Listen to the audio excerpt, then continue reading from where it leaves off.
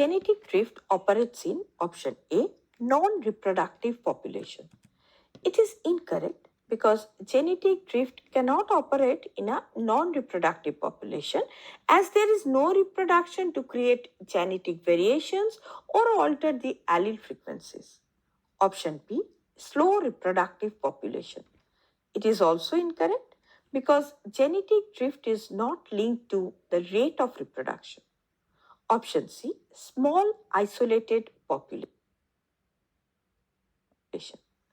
Now, genetic drift refers to random changes in allele frequencies within a population over time due to chance events. In small isolated populations, the effects of random events are amplified, leading to significant changes in genetic composition over generations. Hence, it is the correct option. Option D, large isolated population.